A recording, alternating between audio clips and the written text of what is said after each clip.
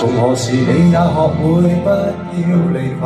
從何時發覺沒有同伴不能？從何時惋惜蝴蝶困於那桃源，飛多遠有誰會對他操心？曾迷途才怕追不上滿街趕路人，無人理睬如何放心？還同大了沒那麼笨，可以聚腳於康莊旅途，然後同沐浴溫泉，為何在雨傘外獨行？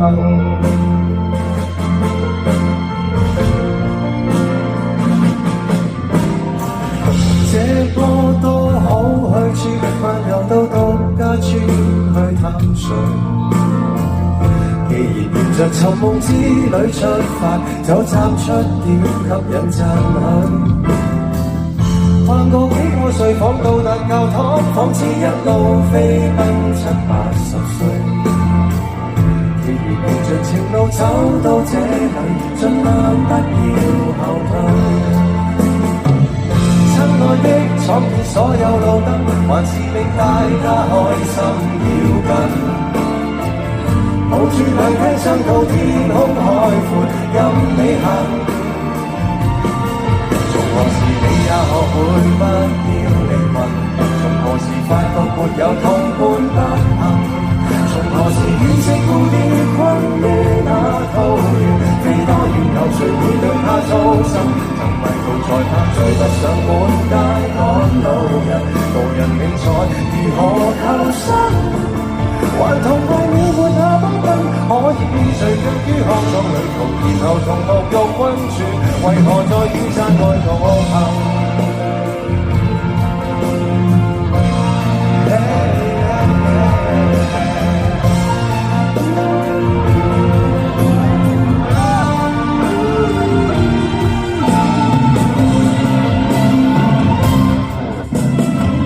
親愛的，等於所有綠燈，還是讓自己瘋一下要緊。馬路戲院上面天空海闊，任你行。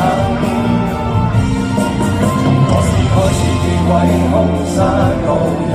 從何時開始怕遙望星塵？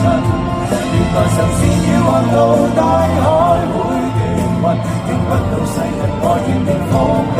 曾迷途才怕追不上滿街趕路人，無人理睬如何求生？還同大了沒那麼笨，可以聚腳於康莊旅途，然後同沐浴溫泉，為何在赤地上獨行？還同大了別再追問，可以任我走，怎麼到頭來又隨着大隊走？